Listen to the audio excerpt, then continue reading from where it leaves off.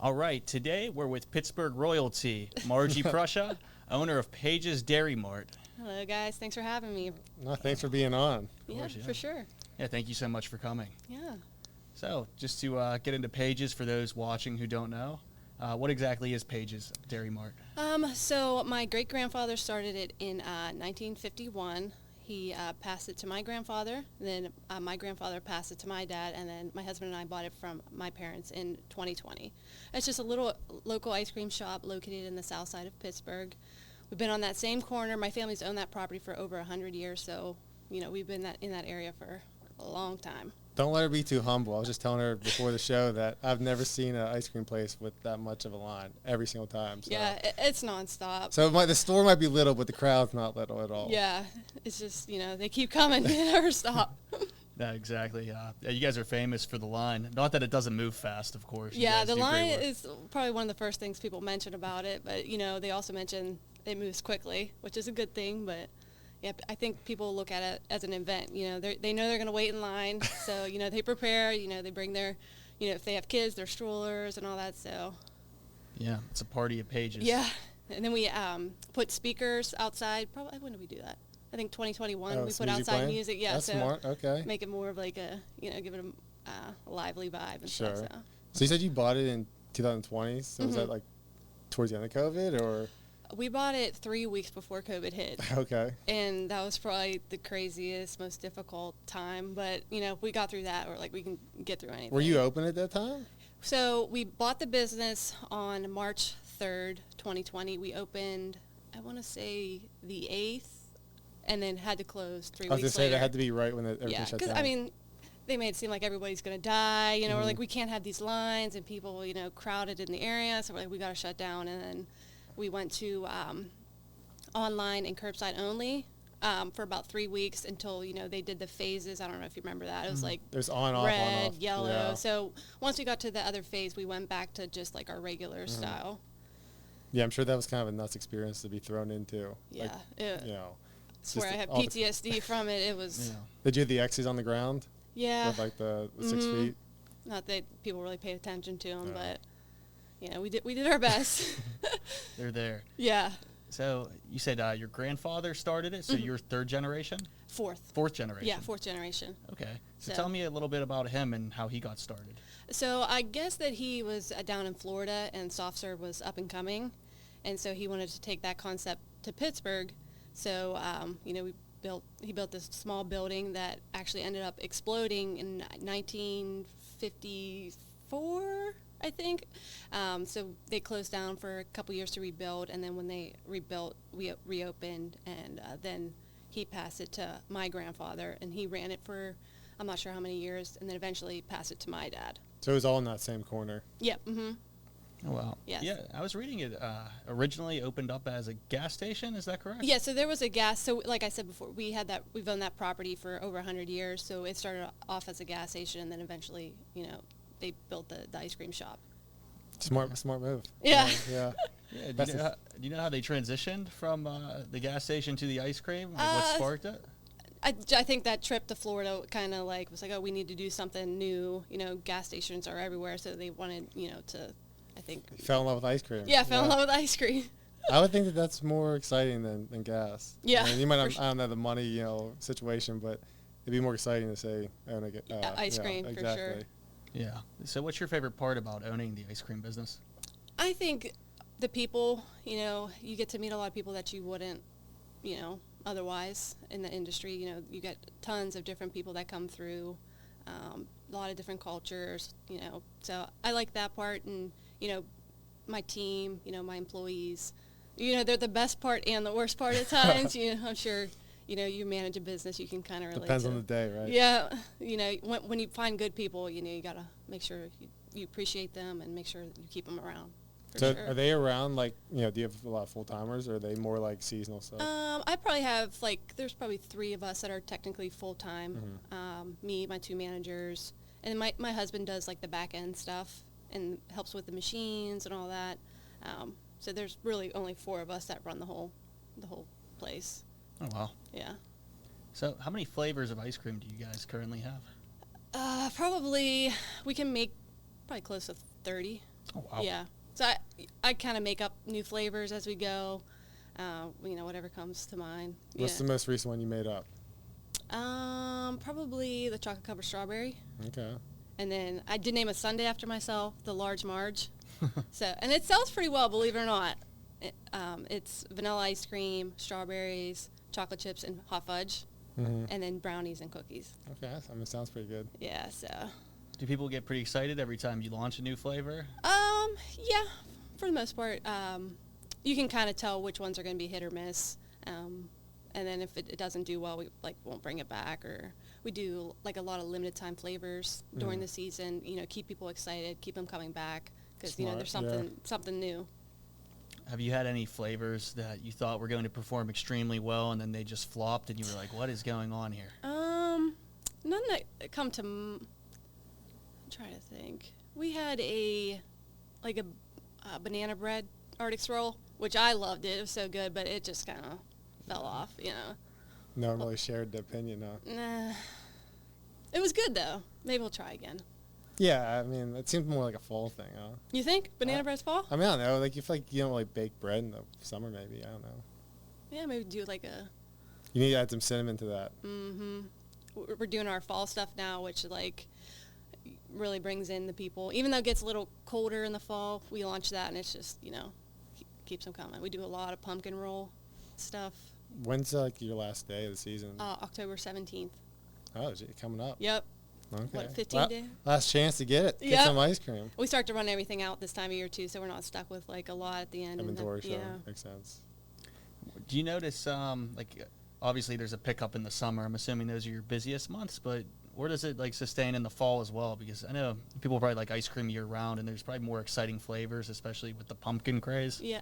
I would say March is probably our busiest month. March, okay. Yeah, because, everyone's excited. They'll stand out in the rain. They'll stand out there in the snow. I think this year the first customer was there at 7 a.m. with a lawn chair. Okay. The news is there, and we're like, it's good, bro, but I don't know if you want to be out there for 4 hours before we open. So do you have a set date in March, or is it just, depending on the weather? We pick a date probably mid-February, and then once we put it out there, that's when we, whatever happens. I think we've only had to change the opening date one time since, I've been there full time because we had a pipe burst or something and we just couldn't open. So we just kind of go with the flow. Sure. So, how many pounds or, I guess, maybe gallons of ice cream do you guys go through a year? I actually did calculate it this year because we were doing some, social media guessing game. It's over 15,000 gallons of vanilla, and I think it was 1,500 of chocolate. Because, obviously, people don't get chocolate as much. And with the vanilla, we make all the other flavors, so that's why we go through so much. Okay, so vanilla would be your most popular flavor? Yeah, but it's the base of a lot of our other flavors, but we do about 15,000 gallons. Yeah, I also want to say you guys do a great job with your Instagram and your social media. Yeah. So I have somebody who helps me with that, social media manager, and then I help with some things, but she handles most of the main posting and most of the content, creation. But I do what I can, but I'm just so busy with everything else. It's no, good delegator, right? Yeah, you have to. Make some more flavors. Yep, and I don't have time to learn how to edit these stupid videos, and it's it's just. Well, we've been doing it for a while, and we still don't really know it all. We're still figuring it out over here. This is good enough. Put it out there, It's better than nothing. Yeah, for sure. So, with the ice cream business, obviously there's some pros to it. What would you say some of the cons are to running a ice cream business? The last couple of years has probably been supply chain issues. For example, we ran out of oat milk last year and this year because they couldn't get an ingredient. I think we were out for maybe 3 to 4 weeks. So that's annoying, but there's literally nothing we can do, just let people know. And, you get some people who are mad about it. It's literally out of our control. We can't do anything, so. And when you say suppliers, what type of things do you need to import for the business? So we have a main supplier, Peck. They're out of Ohio. They supply a lot of our mix-ins for the Arctic swirls.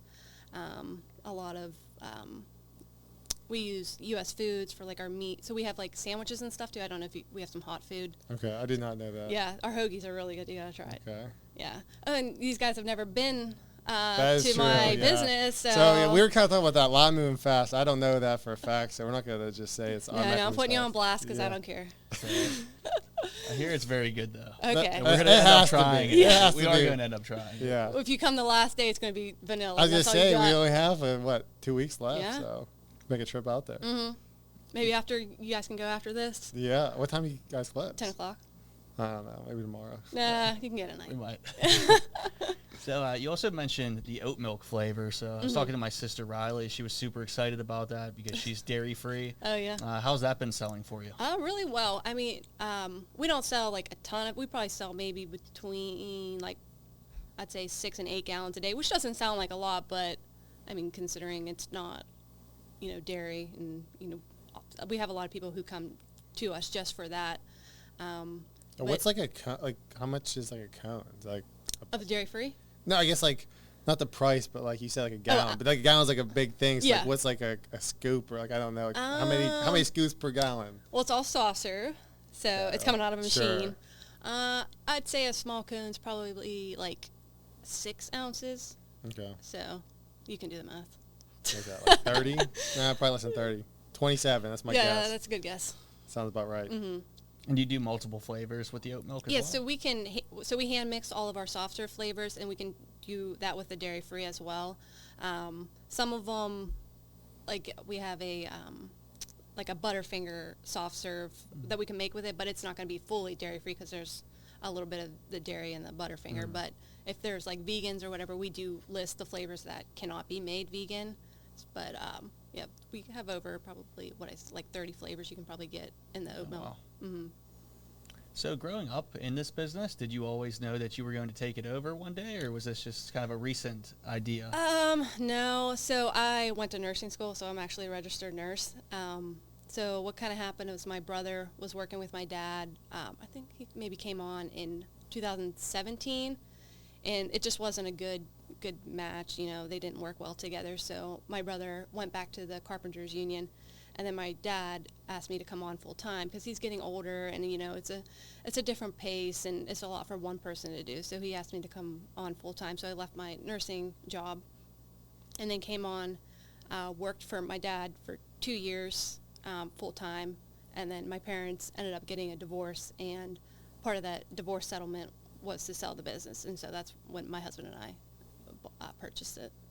But I mean, I kind of had a feeling that I might end up with it one day, but I wasn't like, I didn't want to step on any toes in the meantime, so I just kind of let the cards fall where they may. So How's working with your dad? 'Cause I know family could be tricky sometimes. It was good. I'm thankful for the time that we did get to spend together. So he had a stroke in February of 2023, so he kind of like had to retire. It's a different pace from when he was running it because it's nonstop now. Whereas when he was running it, it was kind of like a slower pace. You can manage it with 1 or 4 employees at a time, but Just something he wasn't used to. yeah, it was just too much, and he's older, so it was just kind of time for him to step away, and I think he was ready to enjoy retirement. Does he still kind of pop in and check it out? Or is he yeah, kinda every once in a okay? while, and he has a whole list of things for me to do, and it's like, you should do this, and I was like, okay, Dad, I got a bajillion other things, I'll get to it if I can. But yeah, I'm thankful for the years that we did get to work together, because when else would you ever get to spend that much time with your dad? So it was That good. makes sense. Plus, it's probably nice to have like that kind of expertise Yes. if you ever need it. Uh-huh. Not that I don't know if you Oh, ask yeah, or I not, need it. but that's probably good to have that in your back pocket. Yeah, I'll phone him every once in a while if I need help, and he usually has like a good idea of what's wrong. You can, because he has so much. He ran it for 40 years, so Yeah. Wow. you get a lot of experience. Yeah, I'm sure he knows a lot. Yeah. So are there any family traditions, or is there anything you're doing to keep, say, your grandfather's original vision alive? So we try not to, mess with too much. Like, we don't want it to be like a cookie cutter business. Like, so we keep the character. We haven't really changed much with like the exterior. The only thing we really did so far, we added the music outside. We updated our POS system, so we take credit cards now, we were cash only for 70 years. Oh wow. Oh, jeez. So yeah. I was gonna say, that might turn me off from going. Yeah. So when my dad kind of stepped out of the picture is when we transitioned to like taking credit cards and stuff. And I mean, I'd say 85% of our business is credit cards now, which Probably is faster too to get that. Yeah, it's faster, and it's saves a lot of time with going to the bank and stuff, and counting money. So that part of it's nice. Fees, they're not so great, but That's true. you know, Merchant what, fees. yeah, what are you gonna do? Yeah. So with the ice cream business, what's something that you didn't expect to happen when you first started? And you joined? COVID? Yeah, that's a good one. Yeah, COVID. We had a lot of like stuff that we had to update, like machines and stuff that my dad probably could have taken better care of, but again, he was running the whole show by himself, so I get it. Just a lot of things breaking down the first couple years. We had to replace a lot of that equipment. I mean, I kind of just go with the flow. It's always problems, but kind of learn not to overreact when something goes wrong.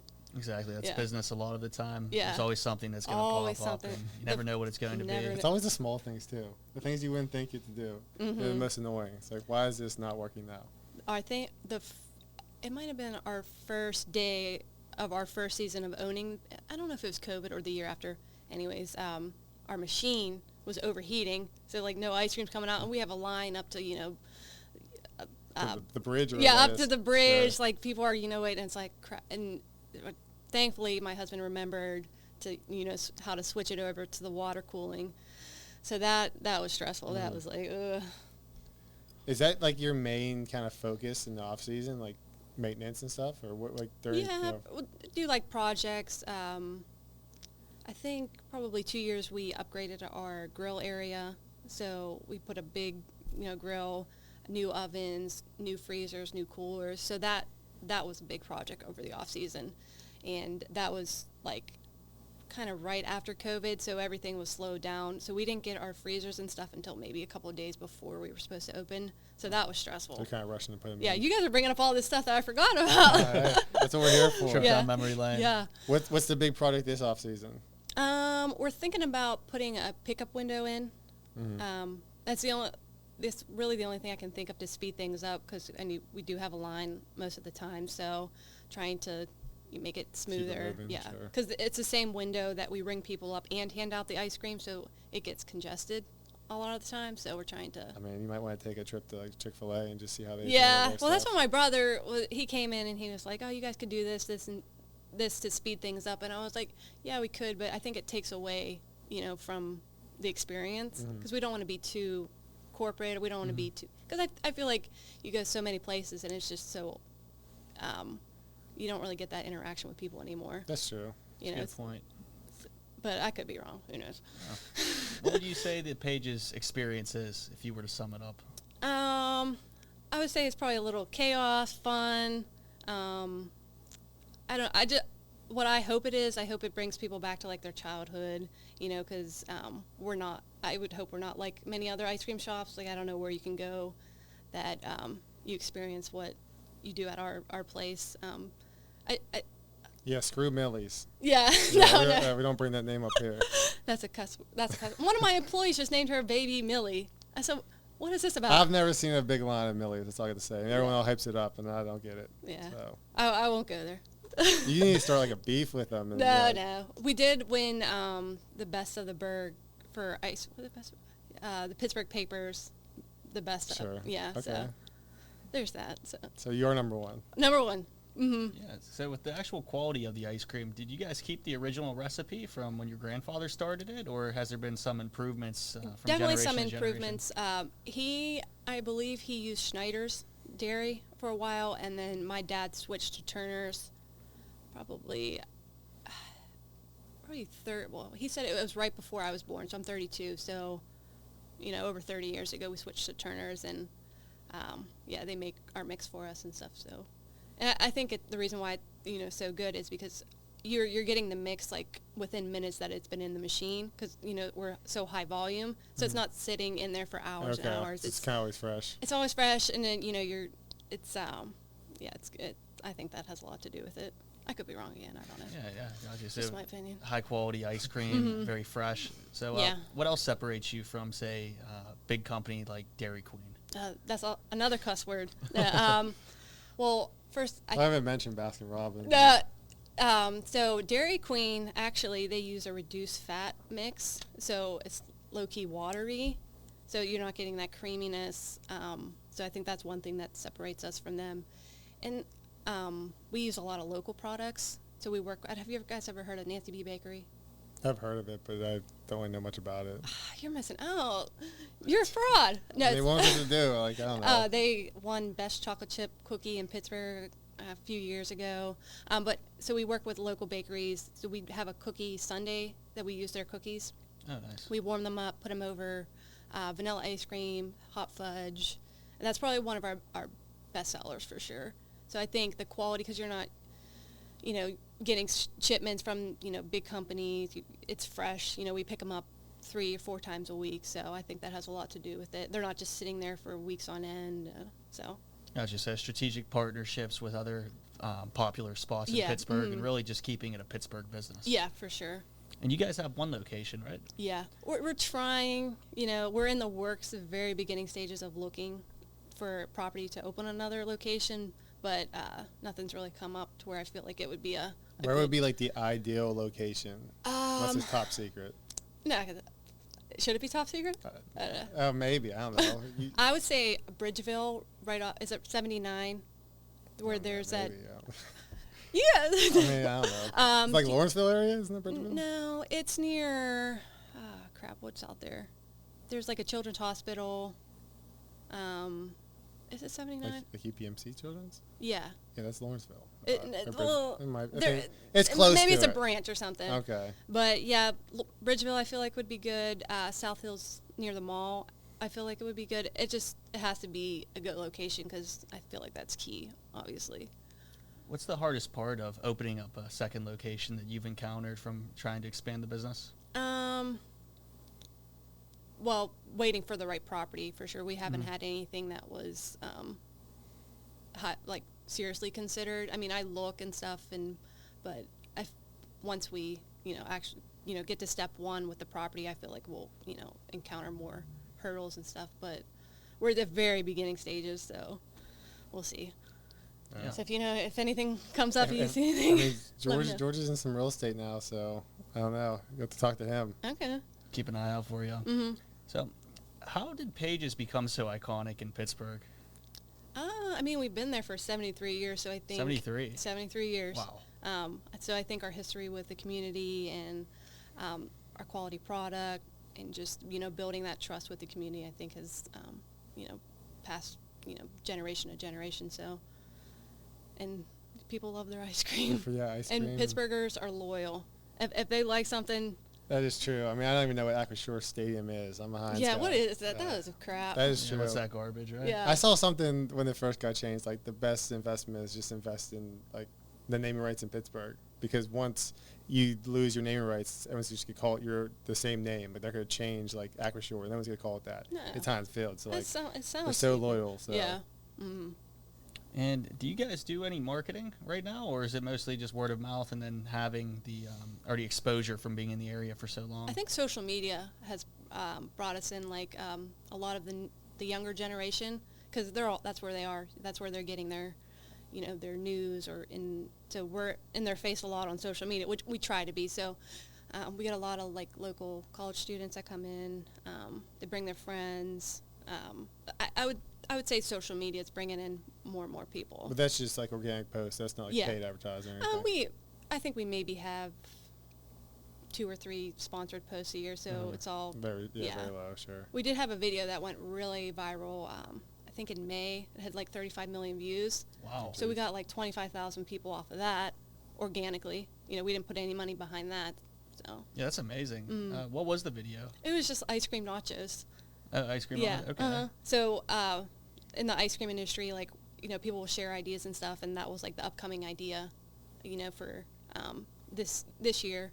So I had a ton of people send me pictures of these nachos, and I was like, oh, it's kind of silly. I don't know if people will buy it. I was like, what the heck? It's just nachos. So we did it, and blew Is up. this nachos you like dip in ice cream? Yeah, pretty much. They're like Okay. little waffle chips, but Okay. people love that kind of stuff. So Yeah, anything kind of weird and new people like, so. yeah, I probably would never order it, but teach their own. Any like other particular posts that you've seen do better than other ones when posting Yeah. on social media? There Like, was it's- a root beer float video that went viral. I think it's like 25 million views, and it's just a cup of ice cream with pouring root beer in a cup, and I'm like, okay. I feel like that's like nostalgia, or nostalgic. Yeah. Like, I feel like old timers really love the root beer floats. But it was like a 25-second clip of just pouring up root. I was like, okay. It is kind of like that's what we talked about. Like we don't know it all. It's just kind of random. Yeah, what hits and what doesn't. Yeah. And when people come in, do they ever reference the videos and say, "Oh, I heard about the ice cream Like, I want nachos," this. or I Yeah, saw you on they'll show Instagram"? us their phone and stuff, or you can tell when something is kind of viral because people keep ordering it. Like for those nachos, I didn't have a sign on the window for a while, and people kept ordering them, so I kind of figured it was from social media. Okay, Yeah. that makes a lot of sense. So, what would be the hardest part of being an entrepreneur? Well, the initial investment, because you hope your investment does well for you. Thankfully, ours did, because it was a established business, so we were fortunate in that regard. But yeah, it's your reputation, your name on the line. So if anything goes wrong, it's gonna fall back on you. I'd say so. You always want to do everything you can to protect your business, and that comes with some stress. But Yeah, no, I agree completely. Yeah. I feel like it's constant stress. It's constantly, constant Yeah. stress. Honestly, it's like, Yeah. what's going to go wrong today? But, I try not to think like that. But, every time my phone rings, I'm like, oh, please tell me something didn't break or someone didn't die. blow up. Worst case scenario automatically. But meanwhile, it's like, where's these cups that we need? I'm like, okay. It's just. do you feel any added pressure because of the family legacy of what Paige is and your grandfather and father and everything, or just you don't let that affect you? I don't think it affects me, and I just try to do my best every day to honor them. And my dad is happy with where the business is, and he lets me know, how proud he is of, our growth and stuff. So, that's kind of reassuring that, we're headed in the right direction with the business. And so Yeah, it seems like you're kind of getting bigger and better. So, I mean, it seems like you're doing a good job. Oh, thank you. I appreciate that. Yeah, and it sounds like you made some improvements too. I'm assuming that you started the social media and that wasn't your dad, or did he? Yeah, start my the dad doesn't social even know media? how to email. That's what I was. He doesn't. yeah. He can't text. You can send him a picture. You can. He will never see it. But yeah, he. For him, it was all word of mouth. So like when we would open, people would figure that out through their friends or family. With us, you make one post and it's reaching 200,000 people on social media. So it's different. It's probably a little bit easier to draw the people in now with those platforms. But yeah, it's cool, I guess. Yeah, the new wave of marketing. Who needs word of mouth when you have social media? Yeah. And when did you start the social media accounts for the business? Was it as soon as you started? So my sister-in-law started our Facebook page, I want to say probably 2007. Okay. And then if you go back, you can see my dumb little cheap post on a free app on my phone. But we got better through the years, and then my social media manager, she kind of took it to a new level, because I didn't have time to make the videos, edit the videos and then post it. So. Especially, you said you received over 20 million views on that one video. Mm-hmm. Yeah, that's impressive. Not too many people do that. You might be in the top 1% of content creators. Really? Yeah. Yeah, that's very rare. We've talked to a lot of different businesses, and we have a few that do social media. Mm-hmm. That's a pretty big achievement, right? I don't know if Taylor Swift can get that amount of views. Okay. I don't know. Well, I mean, let's not go that far, but Yeah, let's go that far. that is pretty substantial. Yeah. So, for entrepreneurs watching this at home, what's some advice you would give to somebody starting out that wants to start their own business? I would say be ready to put the work in. Be ready to sacrifice your time, and be open to criticism, because people are gonna, they're gonna say what they're gonna say. But to overcome that and to learn how to deal with the stress effectively, because if you let the stress control you, you'll be emotionally drained all the time. And business is supposed to be I feel like you're supposed to enjoy it to some extent. Obviously, there's going to be days where you don't want to do it, but you do it because people are relying on you and you want to be consistent for your customers. So be prepared to work your butt off. And if you don't think you want to give up, time in other areas of your life, I'd say don't do it.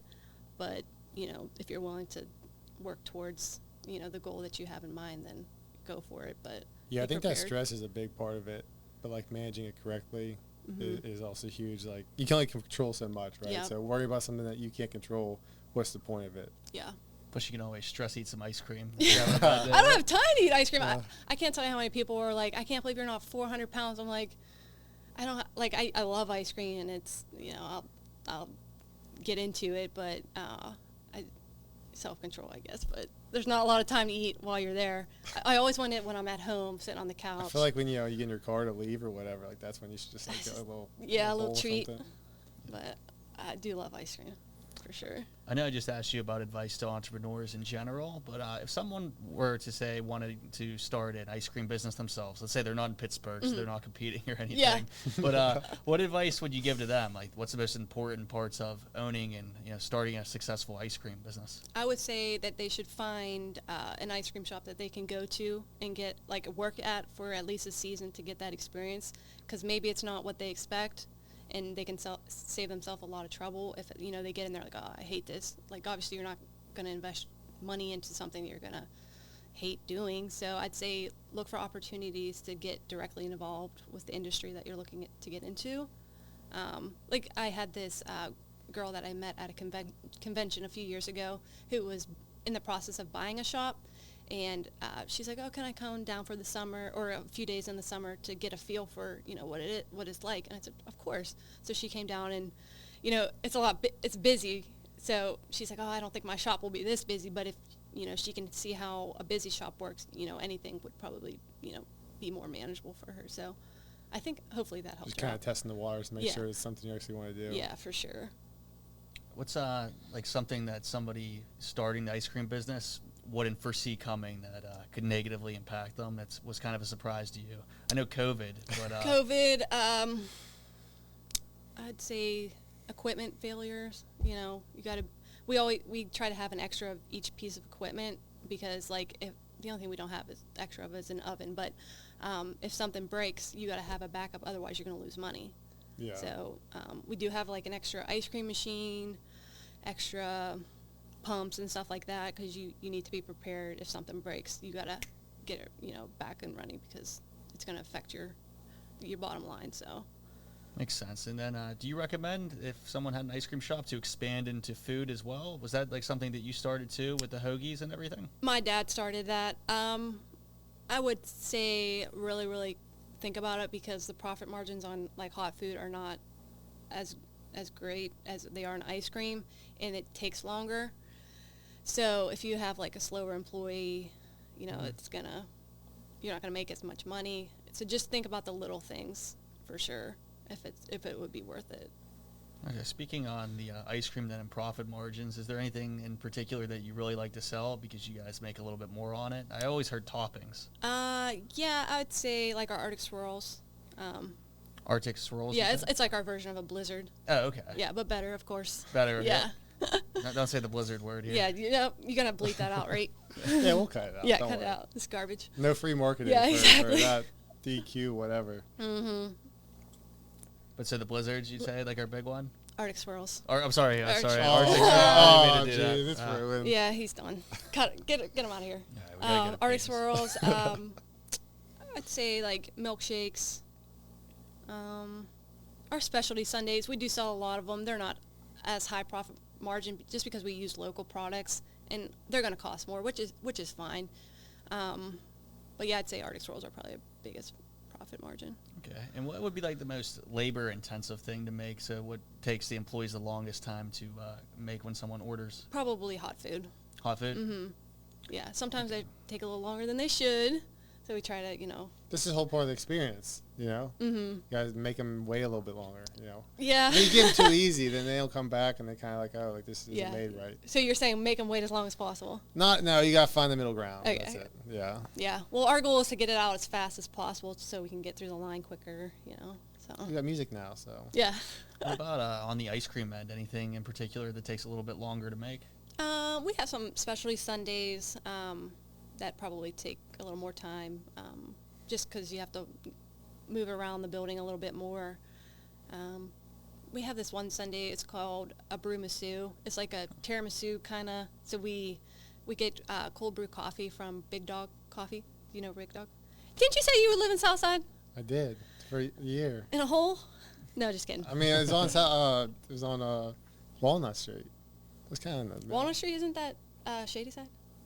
Oh, well, I live there too. Yeah, Mission, Okay. Mission Come Street. Okay. Mission Street on in Southside. Okay. So Well, there's like a slopes. little coffee shop, I think, on Sarah Street. Okay. So we get cold brew from them, and then we make like this sundae where we like inject the vanilla cake with the. So it tastes like what is it called?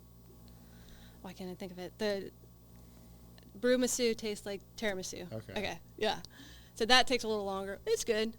But yeah, if you have a good employee, they should be able to get the sundae out in less than 2 minutes.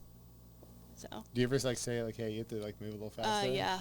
I Constantly? say that a little too often these days, but you know, try to encourage them to like move faster because the more customers you wait on, the more tips they make. You know, so hopefully that's motivation, but Incentive, sometimes it's sure. not. Yeah. Yeah, when finding good employees, 4 pages, how do you go about that? So we usually post like on social media that we're hiring, and then we'll get applicants that way. Also, we a lot of our employees will like have their friends apply. You get some good ones that way.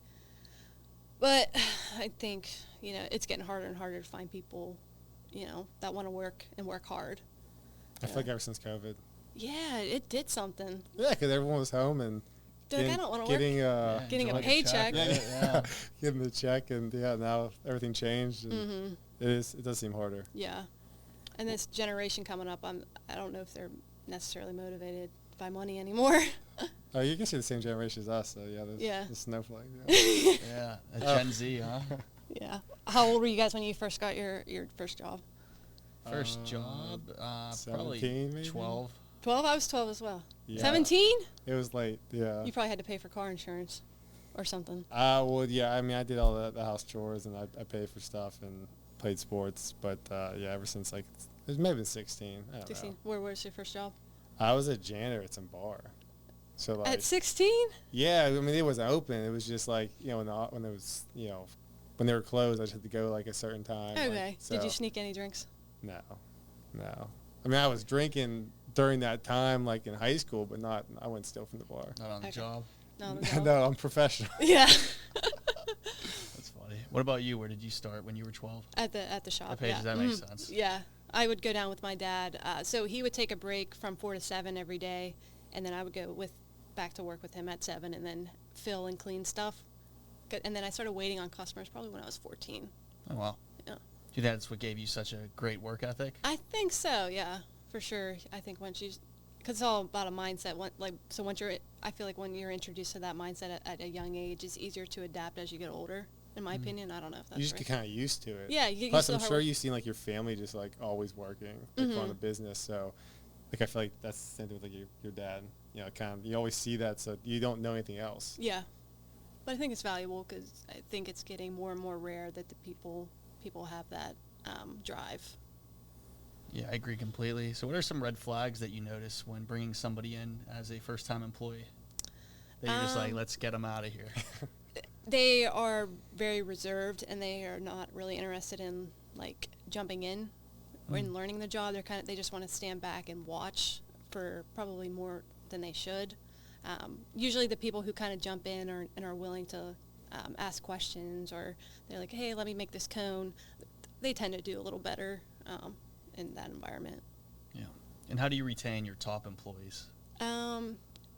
Raises, bonuses. Try to keep them happy, give them a good work environment, keep it fun, lighthearted, because they work their butts off. I mean, when they get in the building, they don't stop working. Like, it's like go, go, go. So you got to keep them happy. And the good employees, they can get through the customers quickly, and they make a lot in tips. Sure. So I think that keeps them motivated as well. Makes sense. What was your worst experience ever with a hire? Geez. I'm trying to think. There's been lots of times where they would just flat out forget that they were in an order and do something else, and the customer's like, hey, like I ordered 25 minutes ago, where's my order? And the employee's like, oh crap. So that, and most of the time I think the customers are usually understanding because they can tell that they're new.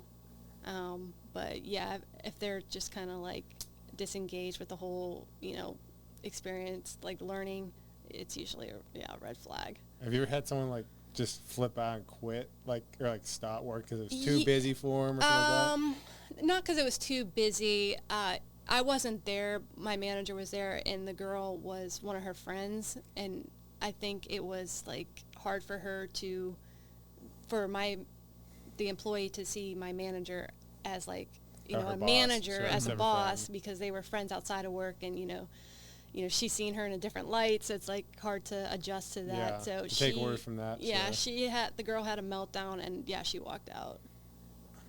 Not too bad. You never had somebody that said, screw Pages, I'm starting up my own ice cream shop. No, and, no. The Spite store. No, not that dramatic. I wish, but Not too bad. I had one employee steal the account and routing number out of my checkbook. And what they did, this genius, I'm not going to say their name, but yeah. this genius decided to pay their Duquesne light bill with the account and routing number, which I then called the electric company, and I was like, oh, well, that's his address. Wow. So it was pretty easy, and then he blamed it on his cousin and all Yeah, that his stuff. cousin. But Gotta be His smart cousin to be Vinny. pro- yeah. it was kind of fun confronting him, though. I'm not going to lie. Like I said, oh yeah, dude. What a freak! Like what? His bill's probably like $35. Yeah, it's probably not much at all. Did you press charges? No. Oh dang, that would have made for a good story. No, You I should got have the the- cops called on. I don't know. I got the money back, but I kind of flexed like I was going to do that to him. But Yeah. then I didn't feel like dealing with it over. Like it was like $200. Yeah, and it's then- not even worth your time. Yeah, at I that got him to point. pay it back, and then I feel like that's got not him a out of bad there. way. It's just, hey, I'm gonna do something about it. Just like let him just stew with it. Yeah, like what's gonna happen? Exactly. Maybe send a letter every few years. And I said, "Dad, this is a criminal." Yeah, Yeah. what's the statute of limitation on that? You should have messed up his taxes or something. Thinking long term, like he gets down the road and he owes like 70 grand or The something. long game. You're Yeah. creative with it. Yeah. Nobody cross pages over here if you're working at it. That's funny. And then for your long-term employees, like, how long has the longest person been with you? So Ryan, he's my manager, like my main squeeze, my Robin, he's been with us, I think, 8 years. Oh wow. So he went to school for teaching, did that for a little bit. I don't think he liked it as much, so we presented him with an opportunity to come on with us full time. So he does a really good job. Oh, nice. Yeah. So what's the future hold for Page's Ice Cream? Like in the next 5 years, what's your vision? I would like to have a second location open. Maybe a ice cream truck of some sort. That's not a bad idea. yeah. Ice cream truck. Maybe do some catering business for like weddings and stuff. I think that would be cool. My brother did it a few years ago, but he only did a few weddings a year. Mm-hmm. And we don't have a lot of space, so it's hard to like try to think of new ideas to expand the business right now, just because it's just over 700 square feet. There's like, you guys wouldn't believe how small it is. Have you thought about like expanding that just location? The city would probably give us so much trouble, and we're grandfathered in a few things. So you don't want to mess with it? Yeah, I don't want to open that can of worms because they're not very friendly towards businesses in general. So I'm sure they would, see dollar signs if we tried to do anything like that. But yeah, if we do a second location and get more space, we would be able to offer more, and so that's kind of the goal, I think. So would you say you guys are at max capacity right now with yeah. what you're doing? That's what it looks like. Yeah, Which is it's great like a problem to submarine have. in there. Like every square inch is used. Like it's hard to find space. You gotta find that property. I know. Have you ever thought of doing something else besides ice cream during the off season? I know you said you do maintenance and there's a few other things, but like selling something else during that time? Or do you just want the break? Because I'm sure I like the you're break. hustling all the time. Yeah. It might be nice. Like I said before, I have my nursing license, so I thought about maybe going casual somewhere, but I'm like, I just worked my butt off for 8 months. You know, I want to enjoy my time off, and I don't necessarily need to work. And so, yeah, just. Plus, I feel like with the break, you probably clear your head and maybe think of ways to re-energize. improve it too. So it's probably worth it. Yeah. Yes, you go hard for 8 months and then be a bum for, not a bum, but like you go from being on like a strict schedule to like just pretty much doing whatever you want. I'm sure you're still thinking about work though when you're off. No, I'm very good at like checking out. Oh yeah, you need to teach us how. Yeah. I feel like we're not good at that at all. Really? You're always thinking, always scheming.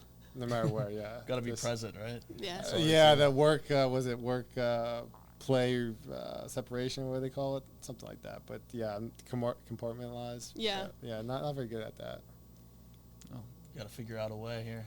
Maybe have some ice cream and mull it over. Yep. and that's another thing I learned, like, the last couple of years is, like, I don't have to be available to people 24/7. That includes my employees, you know, customers. Like, it's okay to, you know, make them wait a little bit for, you know, responses or stuff.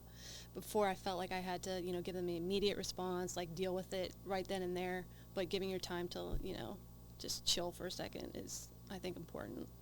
Plus, if you have good employees, they probably can handle some of that stuff by themselves anyways. Yeah, most of the time.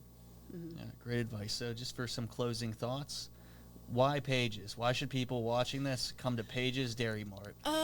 Well, because it's good ice cream. There's a lot of history there. We work really, really hard to make sure the customer gets a quality product. We work with a lot of other local businesses, so you're supporting us and we're supporting other businesses as well.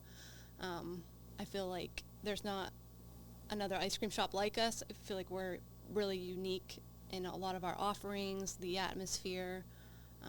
We're not just, you know, cookie cutter ice cream shop where you know, go down the road and find one just like us. There's a lot of history there. I think that adds a lot of value to our appeal. Yeah, some say the Steelers are the heart and soul of Pittsburgh. I think it's Pages. Okay. I'd say it's Pages. I could see a collab there. The heart and soul of Pittsburgh. Do you have any connections? My sister might, actually. Okay. We could talk about that maybe Just later. tell her to give her a free oat milk cone. All right. She can come in and make it herself. She would take There you you up go. on that. And then for those watching, how's the best way to connect with Pages? Through social media? Yeah, you guys can find us at Pages Dairy Mart on Instagram and Page Dairy Mart on Facebook. We have a TikTok. What is it? Pages Ice Cream? I'd have to look. But yeah, you just Google Pages Ice Cream in Pittsburgh and it'll link you to all of our social media. Great. And what's the address of Pages? It's 4112 East Carson Street, Pittsburgh, Pennsylvania. Pittsburgh, PA. Here. Yeah. Southside. Well, thank you again for joining us. That was an hour already? I'd say about 40 minutes. Okay. I don't know That's what's on there, but we'll check it out. We'll see Okay, what that's it good. is. That's good. Yeah. Well, thanks for having me, guys. Oh, yeah. No, Appreciate thanks it. for being on. That was amazing.